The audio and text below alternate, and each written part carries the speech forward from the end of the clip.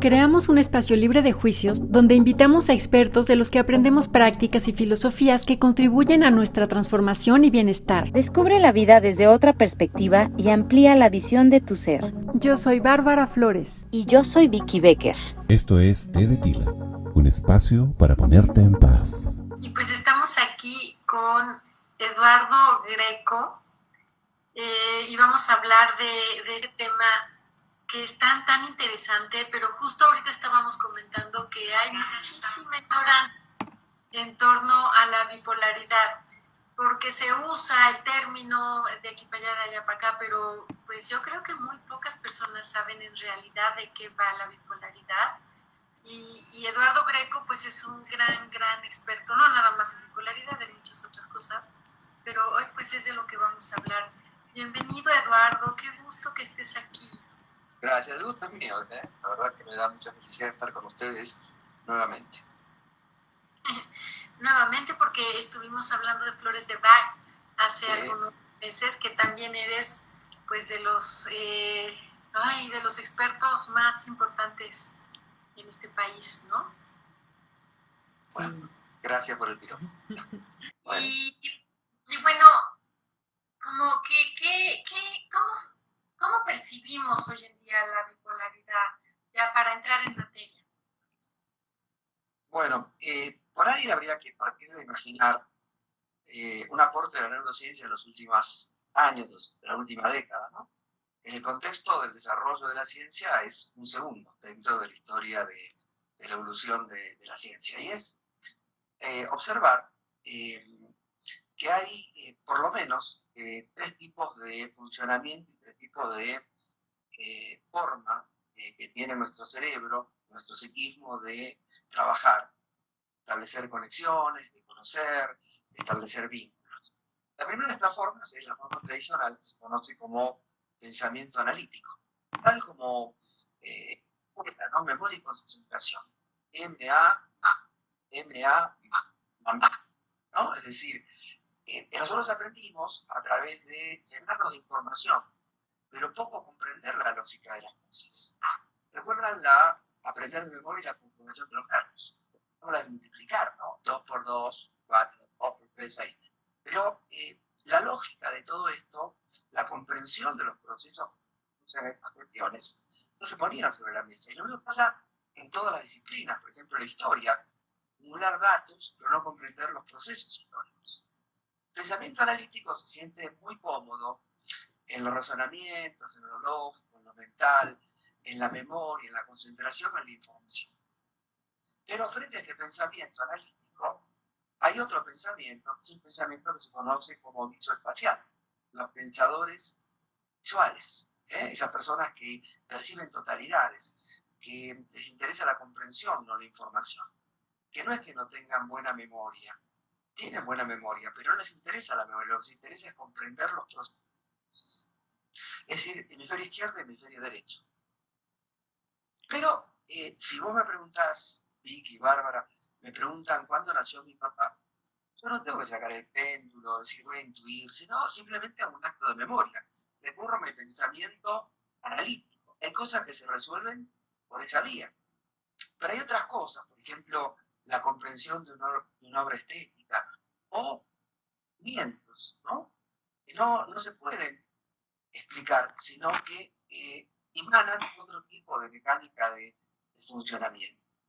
Frente a estos dos pensamientos hay una tercera vía, que es lo que llamamos el cerebro-cuerpo calloso, es decir, una persona que piensa con las dos cosas. Tenía un profesor en la universidad que enseñaba neurofisiopatología, ¿no? Tremendo, era tremendo, ¿no? Y el tipo se ponía en el pizarrón, en aquel tiempo había pizarrón y pizarrón. Entonces dibujaba con las dos manos, ¿no?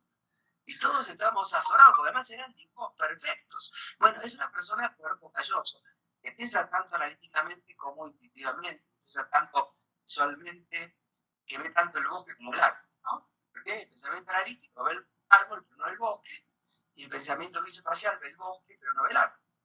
Y el pensamiento cuerpo calloso de las dos cosas. Bueno, la idea es entender que el mal funcionamiento de estos modos de pensamiento conducen a disturbios en el funcionamiento del psiquismo. Es decir, no es que el pensamiento bipolar o el modo de funcionar bipolar es per se patológico, que tiene que ver con el pensamiento visoespacial, sino que a veces se desmadra y se convierte en una forma de funcionar desdichada. ¿Qué es lo que ocurre? El fenómeno bipolar es un fenómeno de la modernidad. Es decir, si ustedes revisan los textos, inclusive aún hoy en muchas facultades de psicología, no hay ninguna unidad académica en los programas de psicopatología que estudie la bipolaridad. Porque sigue pensándose que la bipolaridad es eso que antiguamente se llamaba psicosis maníaco-depresiva. Y todo de paso, el primer maníaco-depresivo que conocemos en la historia fue el rey Saúl. Recuerdan que David le contrataron con música, le tocaba para tratar de calmar esos estados emocionales. Hay muchas descripciones históricas de personajes que oscilaban de cuadros maníacos o cuadros melancólicos y se conocía como psicosis maníaco-depresiva. Pero en los años 60, es decir, no es mucho, ¿no? Y tal vez en los años 70, se empiezan a descubrir cosas muy interesantes. Primero, que eso que hoy llamamos bipolares, que en aquel tiempo no existía el concepto de bipolaridad, se hablaba, por ejemplo, de patología dual o psicosis maníaco-depresiva. Eso que llamamos bipolares, el 99% de los bipolares no son psicóticos, son gente como nosotros, que circula por la vida perfectamente, entre comillas, adaptado a las situaciones que tiene que vivir.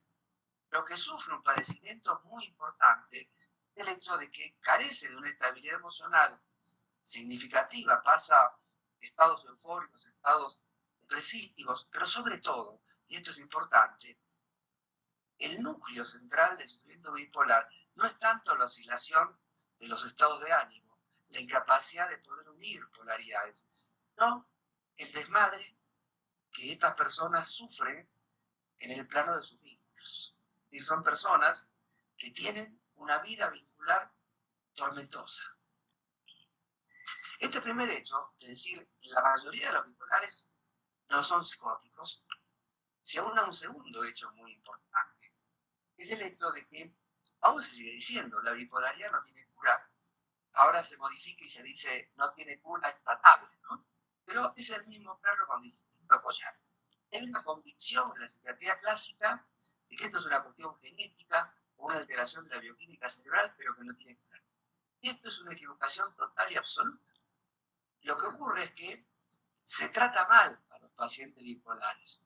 Lo trata con herramientas equivocadas que no apuntan a la sanación profunda de su mal. Porque, como cualquier otra patología, hay, por supuesto, un pasamiento de bioquímica, de neurotransmisores alterados, generalmente la serotonina, la dopamina y algún regulador. Pero básicamente la bipolaridad es fruto de una historia, fruto de procesos y heridas traumáticas que sufre la persona, historias de todo tipo, ¿no? Que hacen que la persona construya un modo de funcionar equivocado, desdichado, que se llama bipolaridad, que tiene un correlato orgánico, pero que no es una patología genética. A ver, entonces, perdón, Eduardo. Por un lado, quien trata a una persona con bipolaridad es un psiquiatra. No necesariamente. No Es decir, hace 40 años que trabajo en la bipolaridad y no soy psiquiatra. Digamos, lo que pasa es que antiguamente se decía, el bipolar lo que se puede hacer es darle contención a través de los medicamentos. El litio, por ejemplo, que fue como el boom, ¿no? En los años 50. No, el 75% de los pacientes bipolares trabajados, internados, con tratamiento psicofarmacológico, vive. Esto significa que hay algo que no funciona. Porque si vos decís el 20, el 30, pero el 75%, quiere decir que hay algo que no hacemos bien. Y entonces no se trata de cambiar de medicamento, se trata de cambiar de estrategia de trabajo terapéutico. Eso está muy importante. Y otra cosa que quisiera yo puntualizar de lo que acabas de mencionar, entonces entiendo que no es genético y que además se puede configurar, digamos, en algún punto de la vida y por algunos, vamos, por algunas vivencias traumáticas y vamos, una persona pues nace, no tiene esta condición y de pronto lo configura de cierta manera y entonces es bipolar, ¿o cómo es eso? Bueno, la idea es entender que hoy lo que dice la biología molar y molecular, es decir, la biología de avanzada, la genética de avanzada, es algo muy diferente de la psiquiatría. Se quedó en ese plano de la bipolaridad los años 30. Es decir, hoy la genética moderna nos dice que es mucho más importante todo lo que tiene que ver con la experiencia, la epigenética, que la genética es un mapa genérico global, un prediseño de un prediseño de un prediseño. Pero lo que importa es, sobre esos anhelos genéticos, las experiencias de vida que hacen que algo se actualice o no. Por ejemplo, la neurociencia enseña, o un gran capítulo de neurociencia, la predisposición al cáncer se establece entre los 3 y 6 meses dentro del vientre materno. Y se pueden hacer estudios, y se han hecho, digamos, de gente que tiene predisposición al cáncer y que nunca tiene cáncer. Y hay gente que tiene predisposición a la bipolaridad, pero que nunca tiene bipolaridad. Entonces, para que algo se construya como sufrimiento, como padecimiento, necesita la concurrencia sobre ciertos factores, sobre ciertas bases, la ocurrencia de factores experienciales, traumáticos, que hacen que ciertas cosas se comiencen a funcionar de una manera equivocada. Por ejemplo, cuando vos abrazás a alguien, tenés un contacto de piel, el cerebro empieza a disparar oxitocina. Cuando vos tenés vergüenza, te pones colorada. Cuando vos estás preocupada, todo el cortisol y todas las neurohormonas del estrés disparan por las nubes. Es decir, somos una unidad psicocorporal. No hay nada que pueda pensarse separado. Entonces, la genética establece una predisposición que podemos tener muchas personas, pero el hecho de que esa predisposición te actualice en un padecimiento depende de los factores traumáticos de los primeros tiempos de vida. Esto está súper demostrado. El tema es que hay que cambiar de paradigma. Ahora, si yo digo, y no estoy desdeñando los aportes de la psicofarmacología, pero lo que digo es, después de tantos años de trabajo psicofarmacológico, y vemos lo que vemos, quiere decir que hay algo que no funciona. Tenemos que empezar las cosas en otro lugar. Ese es el punto. Entonces me parece que lo que hay que entender no es que cambiar de remedio, sino cambiar esto que les decía de paradigma de comprensión de la bipolaridad. Y en vez de seguir diciendo es una enfermedad genética, decir es un padecimiento que tiene un correlato emocional muy importante, que tiene por supuesto una disponibilidad bioquímica, genética, biológica, que ustedes quieran, lo que el tratamiento que abordar. Hay grandes especialistas, no voy a mencionar quién, ¿no? Un super especialista en bipolaridad español, dice, bueno, la psicoterapia no sirve para nada, en todo caso es un entretenimiento para el paciente bipolar, un entretenimiento. ¿Para qué ocupe su tiempo? De cocinar, de barrer el patio, si es psicoterapia, esto es un disparate, total y absoluto. Es decir, claro, entonces, lo que tenemos que cambiar es el paradigma. Es cuando uno comprende las dinámicas interiores de la persona bipolar, de los recorridos que hace, entiende historias, mira la bipolaridad no desde el exterior, sino del interior de lo que pasa. La persona se empieza a construir otras maneras de pensar las cuestiones, y que justamente es esa manera que es un intento de incorporar sin mucha suerte. Mucha suerte en el campo, digamos, profesional, sí en el campo de los pacientes. Es decir, la gente, digamos, los pacientes se sienten entendidos y comprendidos, ¿no? La mirada que yo planteo en las conferencias o en los libros. Pero tenías que entender que la bipolaridad es un sufrimiento, emocional, sufrimiento vincular, producto de traumas infantiles que hay que tratar de sanar. Por eso la Entonces, importancia de abordar. la importancia del abordaje. Entonces aquí como que ya entramos al tema de cómo tratas o cómo tratas tú a los pacientes bipolares. Mira, yo soy un hombre, digamos, práctico. Mire, las cosas que funcionan, ¿no? Entonces, yo hice el recorrido en 40 años, fui haciendo todos los recorridos que habitualmente las modas y las no modas. Entonces, yo lo que creo que hay que entender primero, hay que hacer un buen diagnóstico de la persona bipolar. Los especialistas en bipolaridad nos hablan o dicen que es la patología más mal diagnosticada de todas las patologías. Se le diagnostica a cualquier persona bipolaridad y a punto que son bipolares no se le diagnostica cualquier otra cosa. Fíjate, mira, una de las formas de bipolaridad tiene muchas caras, adicciones, pero una de las formas de bipolaridad es el déficit atencional. ¿Cómo crees? Pero, claro, mira, y la tirria, bueno, en este caso, tiene una madre a preguntarme por su hijo diagnosticado con déficit atencional. Entonces la maestra lo manda a hacer un tratamiento porque tiene déficit atencional. Y yo le pregunto a la madre, ¿cómo va en la escuela? Me dice, es el primero del grado. Ahora vos fíjate la locura, el chico es el primero del grado y la maestra le dice, vaya a tratamiento porque tiene déficit atencional. Bueno, así funcionan las cosas. La gente habla de lo que no sabe y diagnostica y sueltamente, no sé de qué se trata, es bipolar. ¿De qué se trata? Es bipolar. Entonces, ¿cuál es el abordaje que tenemos que hacer? Primero, tenemos que lograr la estabilidad del paciente en un fenómeno que yo denomino hiperia. ¿Qué es la hiperia? Nuestro cerebro, pónganse, entre el 16 y el 20% tiene de encendido neuronal. Tu cerebro, Bárbara, tu cerebro, Vico, mi cerebro, en este momento, a lo mejor está encendido 19, 20, 18, no importa. Y tiene que ver con el tipo de actividad que estamos haciendo.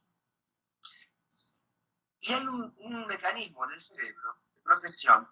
Cuando se encienden más neuronas de las habituales, el cerebro baja el switch. Porque no sea cosa que queme. Una metáfora. El exceso de neuronas prendidas puede generar un daño. Y el cerebro entonces produce una manera de descargar. Yo qué sé. Más lindo, yo qué sé, es ir a bailar, pintar un cuadro, hacer el amor. Pero hay personas que por la historia personal, esta descarga la hacen a través de, por ejemplo, una convulsión, una crisis maníaca, una depresión. Es decir, eso que llamamos crisis es la manera que tiene el organismo de protegerse. Ese epiléptico que hace una convulsión, que la epilepsia es un equivalente bipolar, lo que está haciendo es protegiendo al cerebro. Lo está haciendo de una manera equivocada porque tiene un patrón emocional que lo llevó a hacer eso. Así como, por ejemplo, hay personas que, digamos, se someten o se humillan, se dejan maltratar, ese es su patrón. Hay personas que ese exceso de excitación lo descargan a través de una patología, como está bien. Entonces lo primero que tenemos que hacer es bajar los decibeles de hiperactividad cerebral para que no haya crisis, para que el paciente se estabilice. Esto no significa que está curado. Para que no necesite protegerse a través de una crisis ni de... Exactamente. ¿Y cómo lo hacemos? Lo hacemos.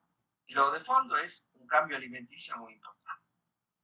No azúcar refinada, no lactosa, en fin, una dieta vinculada con eso. Pero como la dieta tarda mucho tiempo, necesitamos, mientras tanto, mientras el paciente hace un cambio alimenticio importante, darle suplementos, oligoelementos, vitaminas, minerales, acordes a esa, que está muy estudiado, acorde a eso que el paciente tiene.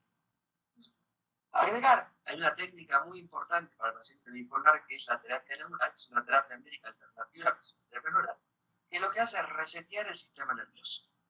Es decir, así como se te tara la computadora y vos ponés reiniciar, ¿no? Entonces, bueno, lo mismo.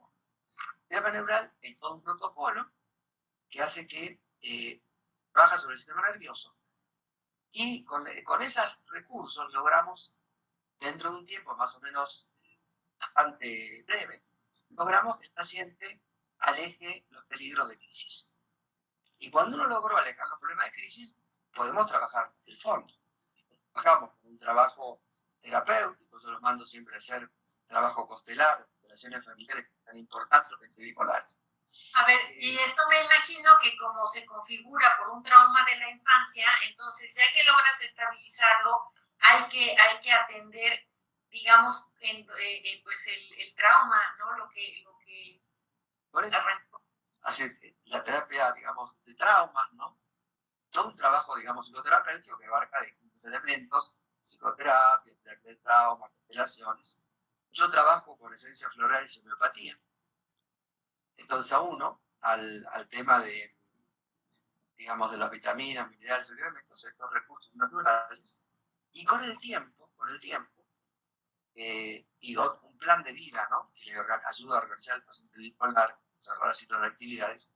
Por ejemplo, recomiendo mucho que hagan tai chi.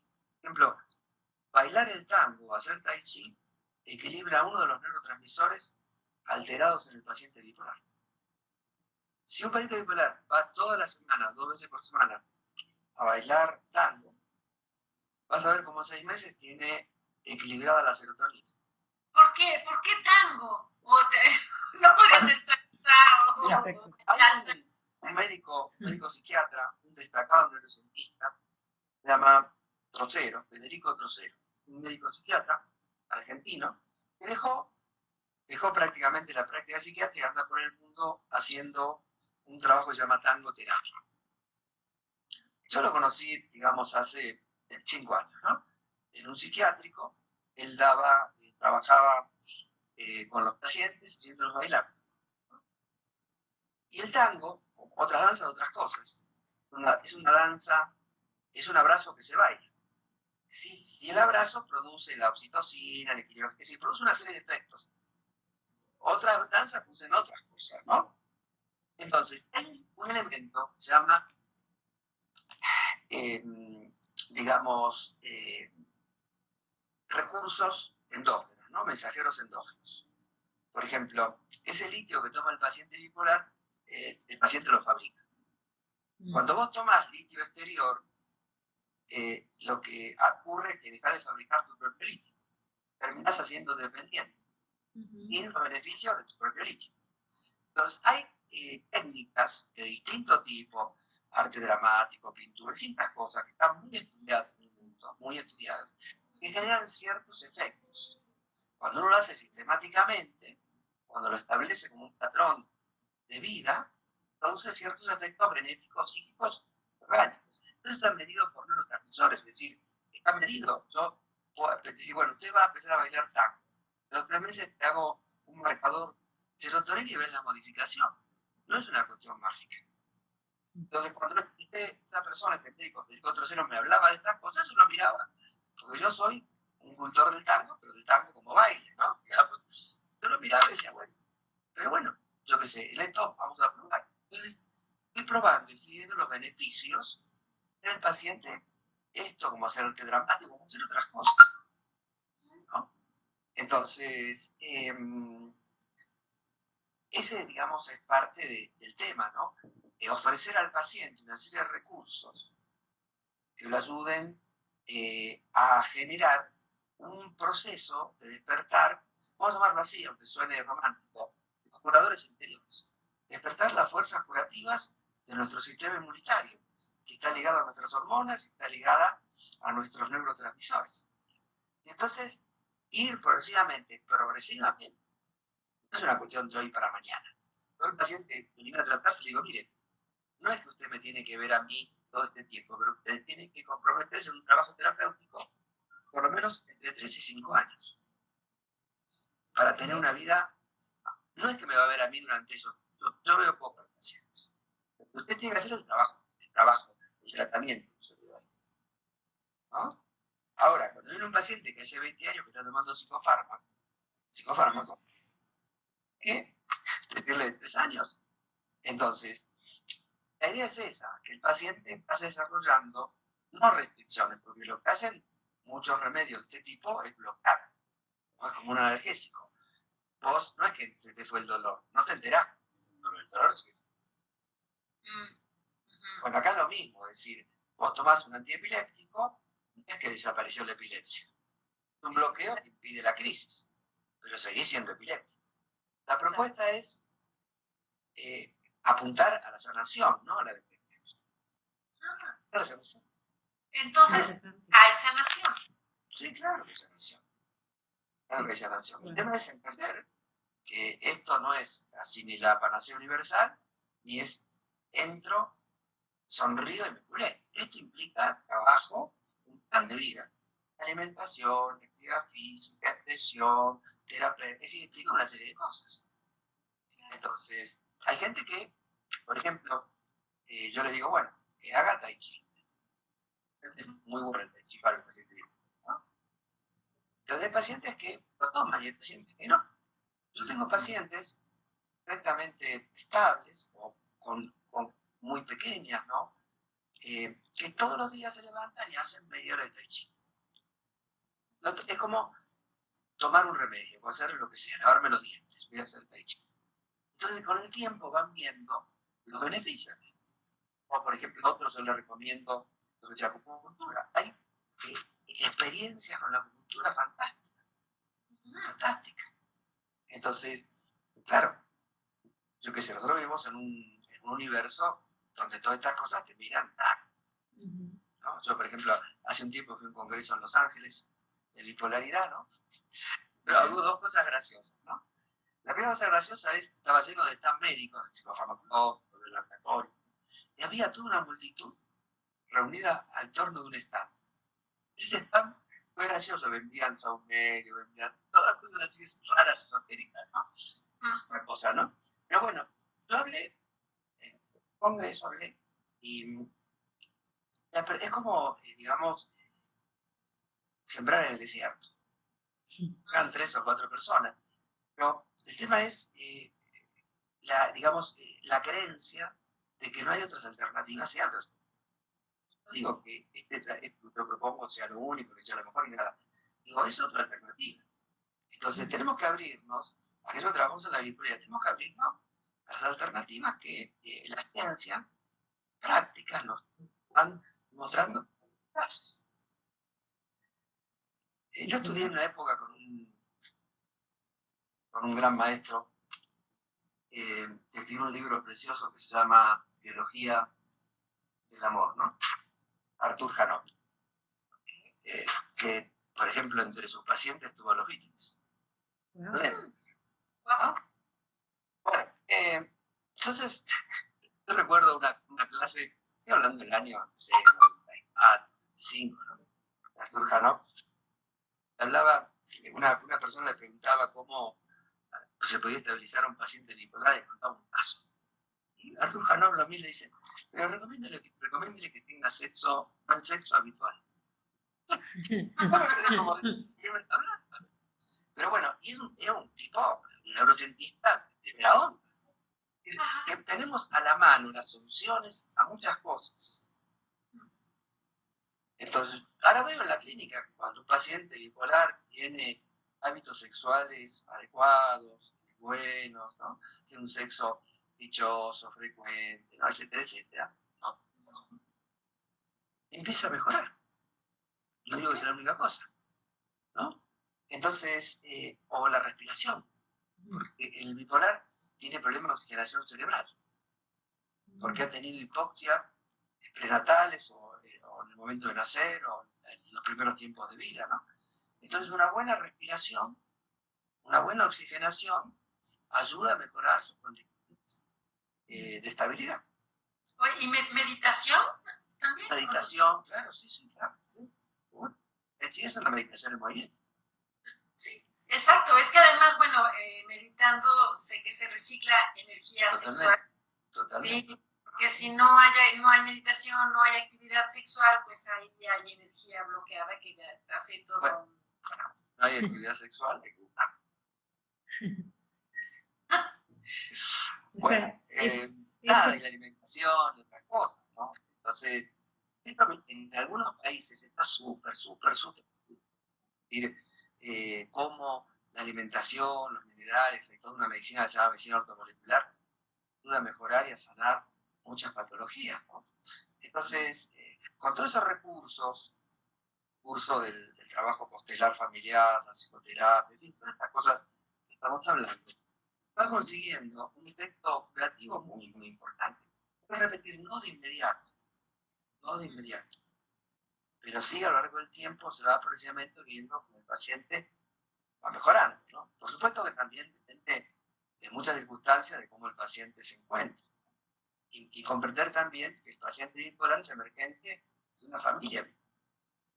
Entonces, si no hay sanación familiar, es como complejo, ¿no? La recuperación del paciente por sí. Y la familia muchas veces no, nosotros no tenemos nada que ver, eso es el tío Pedro que es el bipolar, nosotros no. Sí, pero a veces es conveniente que alguien en la familia sea el que tiene un problemilla y el que actúe toda la disfuncionalidad y están todos los demás muy cortos. Total, total. Es como el tema de, digamos, el emergente enfermo, el subemitario, ¿no? Que garantiza la salud de los demás a costa de su padecimiento, ¿no? Entonces, a mí me parece que vale la pena que lo repensemos, ¿no? Pero por otra parte, hay otra cuestión, si me permiten, muy importante en la bipolaridad. Yo en un libro de bipolaridad hago todo un análisis de lo que bipolares. Entonces, digo, ese mismo proceso bipolar, cuadromanía bipolar, diperia, tiene un proceso que tiene que ver con el orgasmo y el éxtasis. Entonces digo, una metáfora de bipolaridad es una búsqueda espiritual por un camino equivocado.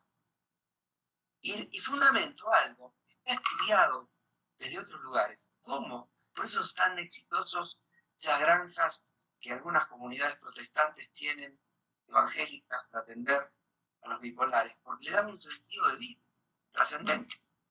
Yo no digo ser religioso, sino la búsqueda espiritual, ¿no?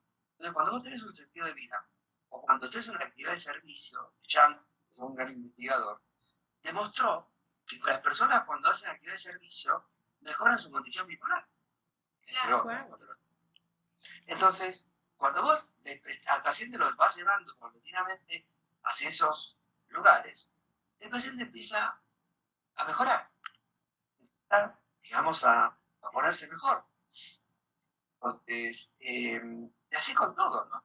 Entonces, cuando uno entiende esta dimensión trascendente, porque eso espiritual no digo nada religioso, esta dimensión trascendente de la vida, el sentido de la vida, entonces el paciente bipolar pone la bipolaridad en el lugar de la falta de un proyecto. Hace de la bipolaridad su proyecto de vida. No, hace lo que puede. Pues sí, lo que estás planteando es todos estos aspectos que tiene que tomar en cuenta un paciente bipolar y que tiene que comprometerse consigo mismo, que tiene que comprometerse con su bienestar y bueno, de esa manera ya resolver o trascender o como se diga, pero en realidad me parece que es el camino que tenemos que llevar todos, con bipolaridad o sin bipolaridad, la alimentación y la disciplina y al atender nuestras emociones y tener un sexo saludable y vamos, todo lo que has dicho, por supuesto, ¿no? O sea, que, digamos, hay una cultura de la salud equivocada. Por ejemplo, hay una gran insistencia sobre el virus. Hay una absoluta silencio sobre el sistema inmunitario. Tus pulmones, mis pulmones, necesitan el aire, ¿no? El estómago necesita comida. El sistema inmunitario necesita virus, bacterias. Aunque esto que yo estoy diciendo parezca loco. El sistema inmunitario está diseñado para eso. Entonces, si nosotros seguimos insistiendo en el tema del virus, que no es importante, y no ponemos el acento en el tema inmunitario, ocurren cosas como estas. Estaba en un aeropuerto, verídico, ¿no? En un aeropuerto, ¿no? Y había dos señores y una señora sentada en una mesa al lado de donde yo estaba, con la sana distancia, pero cerquita ahí. Entonces estaban hablando del dióxido de cloro. Y hablaban de esa cosa esotérica, esa falta de conocimiento, que hace daño, y estaban tomando Coca-Cola, papas, gajo y hamburguesa. A eso no hace daño. Imagínate vos, ¿no? Claro. Entonces, estamos acostumbrados a envenenar nuestro cuerpo, envenenar nuestro psiquismo. Estamos acostumbrados a no tener una vida sana. Claro, en todos sentidos. Claro, la gente piensa que salir a pasear es ir a un mall con 100.000 personas, ¿no? ¿Entienden? Eso es lo que piensa la gente que es tener una salida. O vas a un restaurante, bueno, hay muchos restaurantes, no es una familia, los padres y los dos hijos, cada uno con el celular, comiendo con el celular, no comiendo en familia. A eso no. ¿Entienden? Tendremos que cambiar los hábitos. Tener una comida consciente, una respiración consciente, una vida familiar consciente. Es decir, yo estoy con ustedes. Era que estoy con ustedes, no tengo el celular, ni tengo esto, ni tengo lo otro. Estoy con ustedes. Bipolar es una persona que no está en ninguna parte. Está en 100 partes diferentes. A ver, este es un super punto. Claro, es un super punto. Claro, porque entonces es una dispersión total y una desconexión con todo y con todos, por eso afecta tanto los vínculos. No, bueno. Claro, pero cuando el bipolar está bien equilibrado, está equilibrado, es una persona que tiene una gran atención. No concentración, sino atención. Es una persona que ve todo el conjunto. Pero cuando está mal, es un disperso total y absoluto. La dispersión es un vínculo. Por ejemplo, yo tengo un paciente bipolar hasta el día de hoy que tiene 7 novias. Gran logro terapéutico es que ahora tiene una agenda en donde va anotando, porque antes se le armaban unos líos. Y a todos les dice gorda, no, nena. Bueno, entonces, claro, uno se ríe de esto, pero el orden, ¿no? La cosa, digamos, estoy diciendo que está bien, el orden, el desorden forma parte, la confusión, la dispersión forma parte del problema bipolar. Entonces, no puede tener foco, está siempre yéndose, está siempre en otra parte diferente de donde está. Ahora con paciente bipolar, el paciente bipolar pareciera que se fue. Entonces, así lo hace con los vínculos, lo hace con su vida, lo hace con sus afectos, con todo. Es una persona muy intensa, poco profunda. Siente las cosas muy intensamente, pero no son profundas. Vamos, te recontramos, ¿no? A los 5 minutos, tengo un paciente bipolar que me dice, muchacho, ¿no? Tiene 25 años. Esta está la mera. Esta es la mera, ¿no? La semana siguiente hay otra mera, ¿no? Porque, decir, lo siente todo con mucha intensidad, pero todo transitorio, todo voluble, todo poco profundo. Entonces, todo ese mundo es un mundo que uno tiene que ayudar a que el paciente bipolar profundice sus sentires, estabilice sus sentires, se involucra, se compromete, participe, se concentre. Entonces, el tratamiento implica no ir en contra de la naturaleza del bipolar, sino desarrollar aquellos mecanismos de compensación que le hagan funcionar como una bipolaridad dichosa. Eso es no ir en contra de su tendencia natural.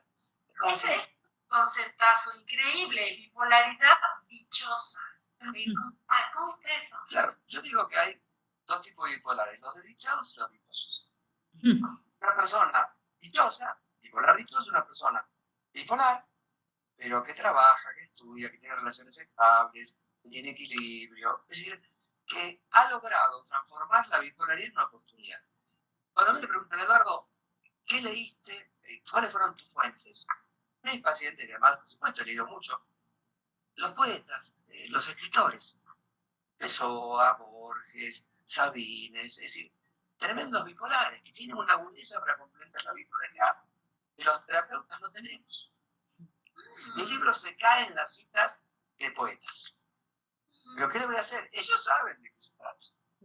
Entonces, ese es un bipolar dichoso, un bipolar que ha sabido hacer de su vida una vida productiva.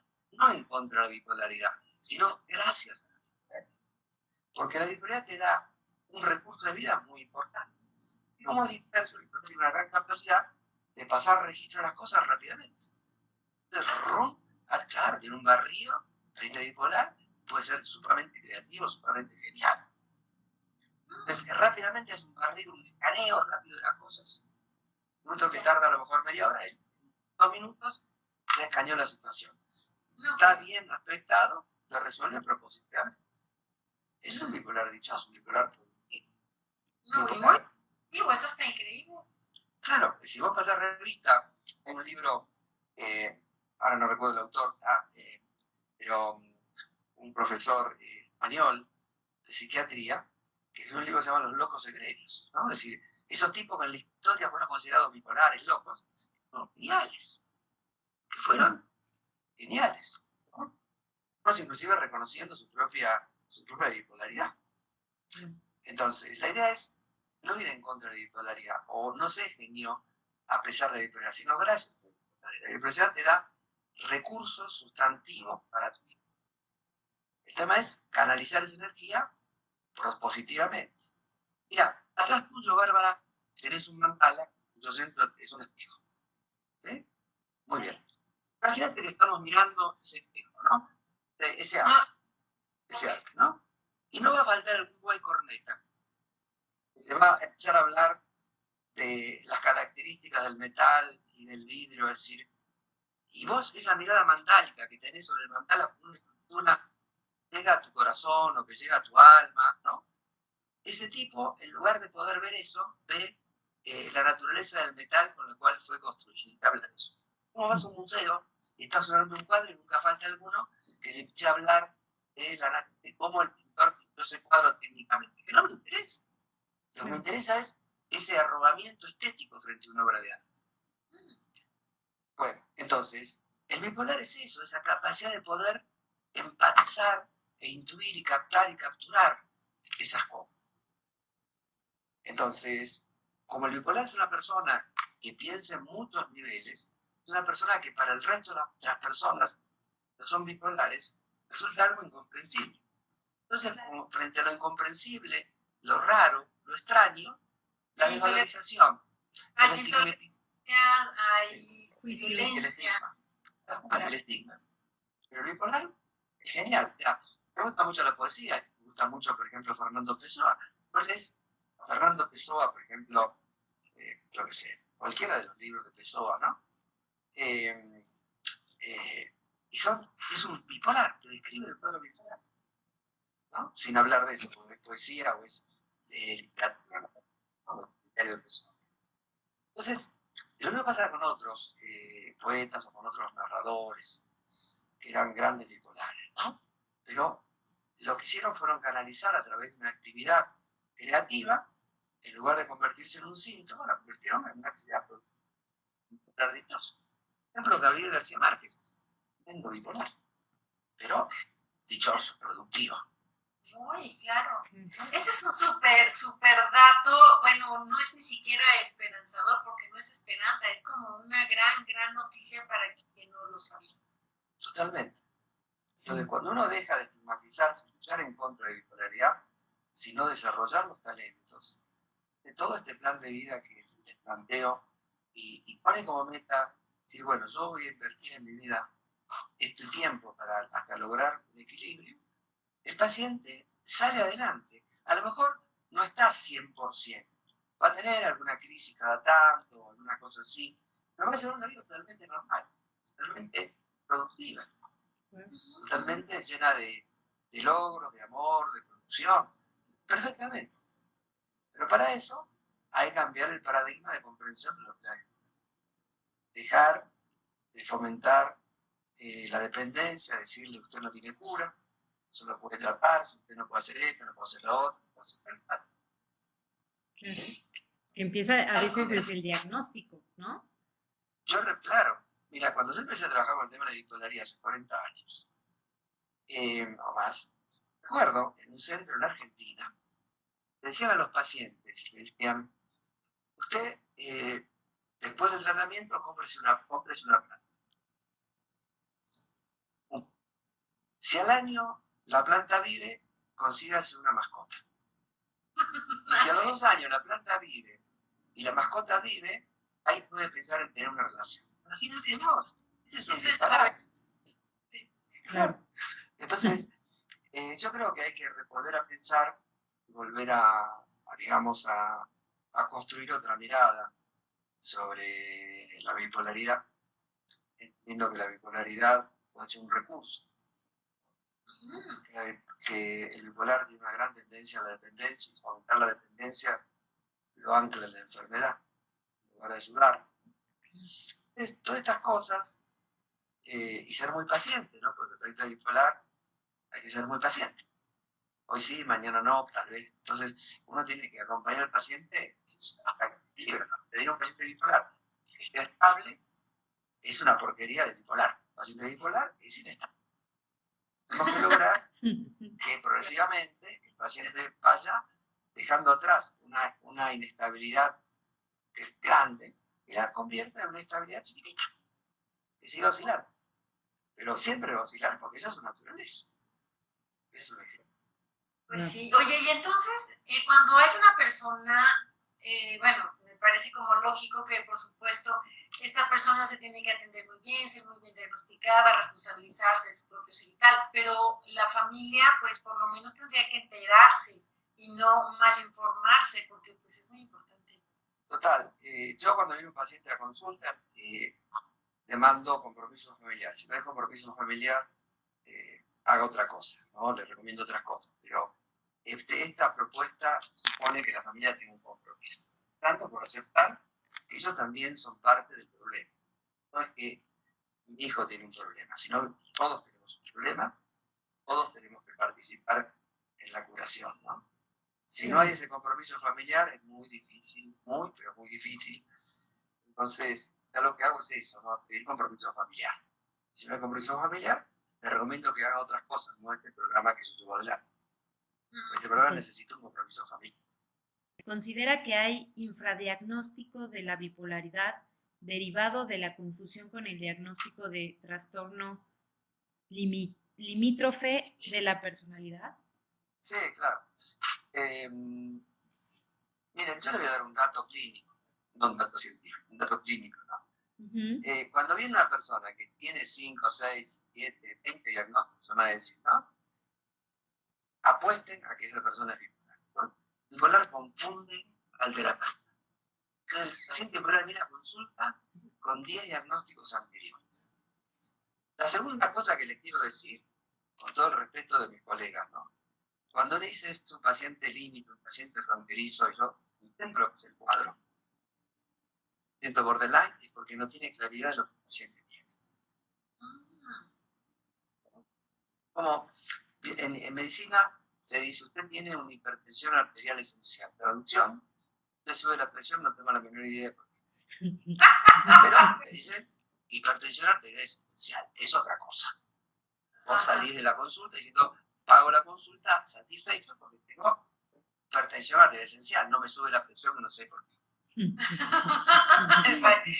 Entonces, border es algo como bipolar, pero no sé en realidad. Hay, digamos, elementos clínicos como, digamos, la automutilación, en fin, no sé cómo, ¿no? Todo el tema, por ejemplo, la desconexión de los afectos, la riqueza de los afectos, ¿no? Es otra historia. Pero, en realidad, toda la problemática diagnóstica se está repensando, ¿no? Repensando de otros lugares totalmente diferentes, tratando de sacar tantas diferencias de subtipos para pensar estructuras muy abarcativas. Concepto de espectro.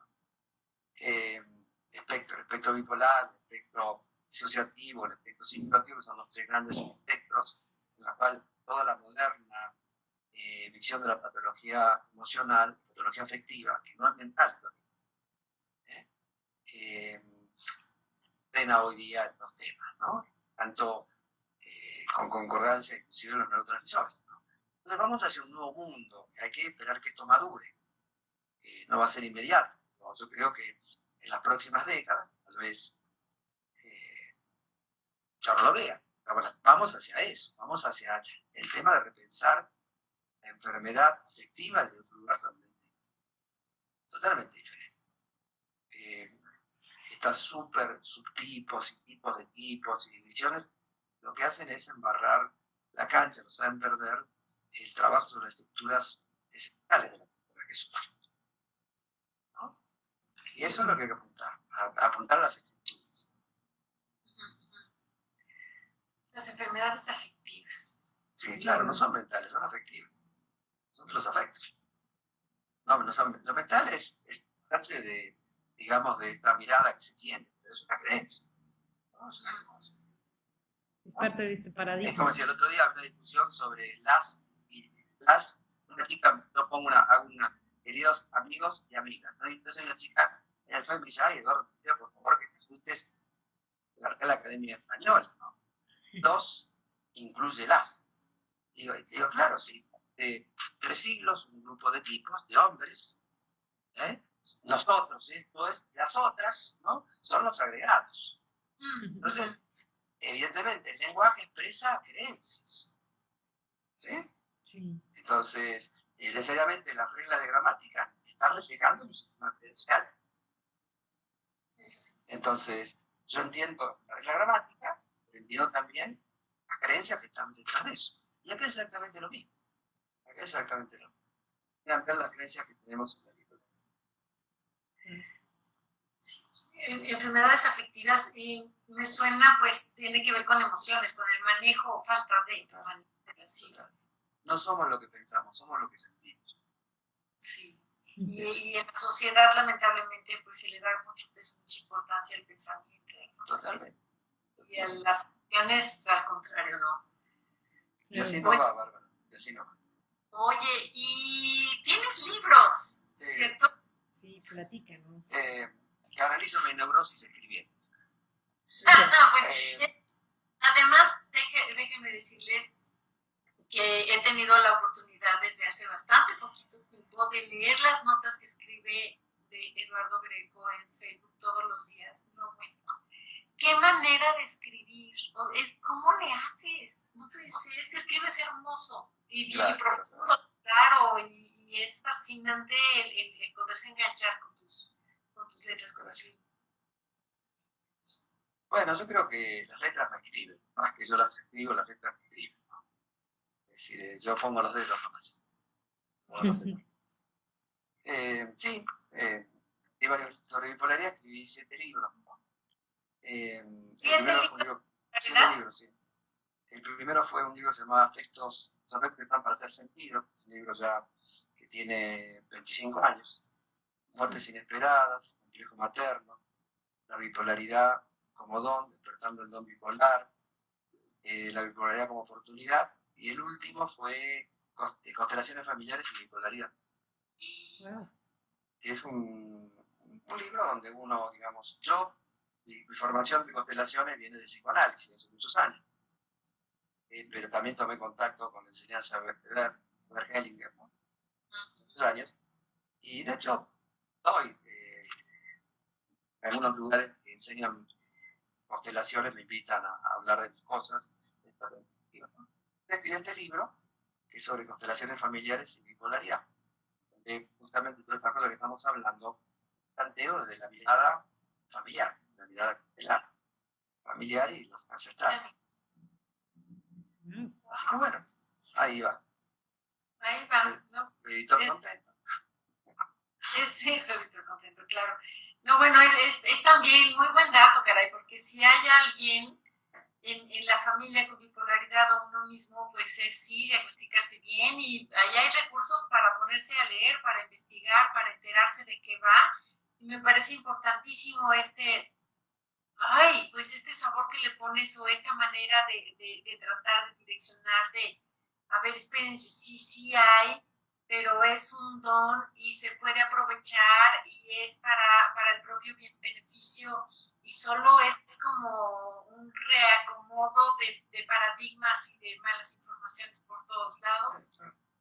Y eso es otra historia que hay que reescribirla, ¿no? Hay que pensarla y ser, digamos, amoroso y ser abierto, ¿no? No pensar que tenemos la verdad ni nada por el estilo, sino otra alternativa, una alternativa que funciona mientras funcione. Digamos, uno en la terapéutica tiene que ir avanzando con las herramientas que van funcionando hasta que llegan a nuevas comprensiones, a nuevas miradas.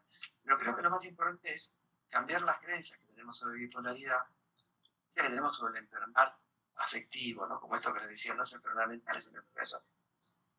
Entonces, cuando uno ve todo eso, ve que son los afectos que funcionan equivocadamente, que funcionan disruptivamente, entonces intento en ver cómo hacer para que esos afectos vuelvan a reequilibrar.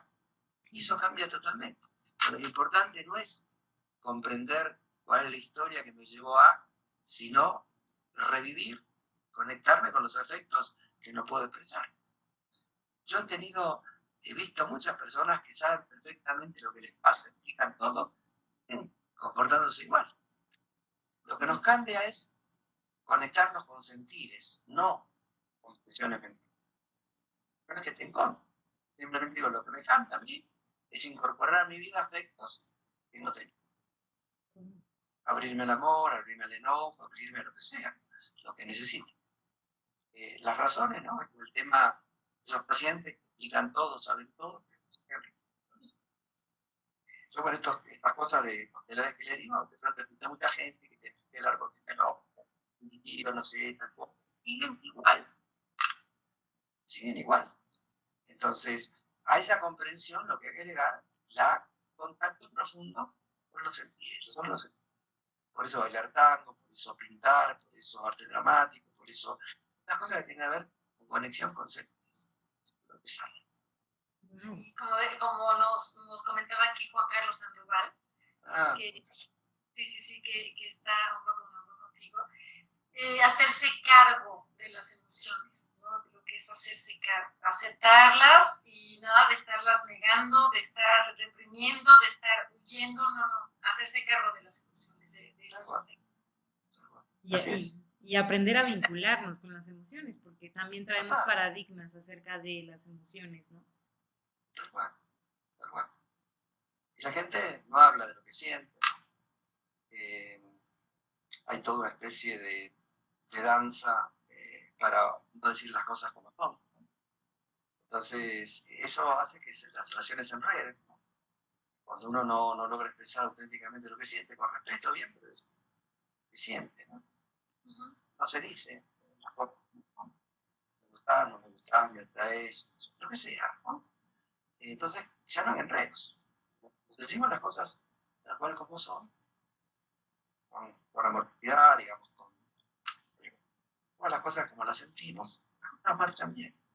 Es que no estamos acostumbrados a escuchar cuando la gente nos dice las cosas como son, lo que sienten, ¿no? Yo estaba dando una vez una conferencia en Chile, entonces hablaba de estas cosas, el vínculo entre hombres y mujeres, decía, muchas veces los hombres, una chica decía, bueno, ¿por qué los hombres no mienten a las mujeres? Entonces yo le di este ejemplo. Bueno, supongamos que un señor se acerca a ti y te dice que fuerte que estás, me encantaría hacer amor contigo, ¿no? Entonces, la chica dice, no, ¿cómo va a decir semejante cosa? Otro, ¿no? A ver, entonces hay que mentir. ¿Entiendes? Entonces yo creo que tenemos que, si no lo puedes escuchar, es tu problema. Te voy a decir con respeto las cosas que siento. No me gusta esto que decís, o no estoy de acuerdo, lo que sea. Voy a decir lo que yo siento. Con respeto, con amorosidad, porque decir, si vos no podés escucharlo, toma flores, hasta terapia, es tu problema, ¿no? Entonces, el estar, no, ¿cómo lo va a tomar? ¿Qué va a hacer? Eso te da las relaciones. Claro, Entonces, nos separa de nosotros mismos y de los demás. Al tal cual, final. Tal cual. Yo creo en los vínculos de involucración, los vínculos de amor, los vínculos ¿no? Pero si de pronto un señor dice a una señorita, ¿no? A una señorita, no quiero tener ningún compromiso, no quiero tener, yo qué sé, una aventura conmigo. ¿Esto más? No te tomo por nada en especial. Te digo lo que yo quiero. ¿Cómo puedo decir que no? Es decir, ¿por qué decir lo que uno quiere se toma como una ofensa? ¿Sí lo estoy diciendo? Claro, hay que cambiar esos paradigmas. Vuelvo a repetir, con amorosidad, con respeto, uno tiene que aprender a decir lo que siente. Y si no dice lo que siente, nos enfermamos. La enfermedad es fruto de no expresar los sentidos. Se quedan en el cuerpo, ¿no? Hay todas las emociones no expresadas. Los órganos lloran las lágrimas que no derramamos. Entonces estás deprimida, pero en vez de estar deprimida, en vez de llorar, te haces la fuerte. Y bueno, tus órganos van a pagar en algún síntoma, esas lágrimas que no lloraste. Entonces yo prefiero llorar. Aunque Claro. me digan que los hombres no lloran. Prefiero llorar. Claro que lloran, ¿cómo no van a llorar? Por supuesto que Bueno, sí. pero así fuimos educados. Estamos muy mal educados, mucho que hacer, muchísimo que hacer en tema de los afectos, de las emociones, de aceptarlos, de reconciliarnos, de reconocernos como seres afectivos. Y bueno, Y de saber que dentro de nosotros pues también podemos echar a andar, si conociéramos esta máquina, pues quizás hasta este tema químico que platicas de los neurotransmisores, ¿no? Como puede ser esta conexión con el baile y que cambia toda nuestra química, ¿no? Si supiéramos realmente la máquina que tenemos, y digo máquina, se queda corto Sí, porque sí, no entiendo. podría ser una máquina, ¿no? sí, sí. Bueno, eso es el punto, ¿no? Entonces, vuelvo a eso mismo que le dije ya varias veces, pero cambiemos el paradigma, ¿no? La bipolaridad necesita una mirada femenina, chicas. Claro, en serio. Es decir, porque todas las observaciones sobre la psicología provienen de esas miradas patriarcales, ¿no? Donde el enfermo es un discapacitado, donde el enfermo es un, digamos, casi estás enfermo porque no querés curar. Es como decir, soy bipolar, supongamos. Alguien diga, soy bipolar, pero y me tratan como, me exigen que esté sano. Pero yo soy bipolar, no estoy sano. Entonces, la gente quiere que la persona enferma se comporte como sana. Es una cosa loca. Claro. Entonces, todo ese tipo de cosas, y eso es la mirada femenina, ¿no? La mirada del ánimo, en el sentido de energía femenina, no solamente energía femenina, ¿no? La energía, el padecer desde una mirada totalmente distinta. Un punto total, a este punto que le estoy comentando, ¿no? Miremos el desarrollo, miremos los recursos, miremos el don, no miremos el vaso medio vacío. Sí. Interesantísimo, Eduardo. De verdad que Gracias, chicas. ¿Cómo te agradezco el que seas tan generoso con nosotros, con tu tiempo, con tu experiencia, tus conocimientos. Me fascina tenerte aquí. A mí me da gusto estar con ustedes, así que es muy. Sí, Quieran, gracias. nos volvemos a ver. Con Sí, eso, las palomitas para poner distancia crítica y para que sea eso, un ambientito rico. Y para sentirlo. Amigos, muchas gracias. de nada. Nos vemos cuando quieran, ¿eh? Esto fue Té de Tila, un espacio para ponerte en paz. Síguenos en Instagram como tdetila.mx y en Facebook como tdetila.mx. Y para más información acerca de cursos y talleres, visita tdetila.com.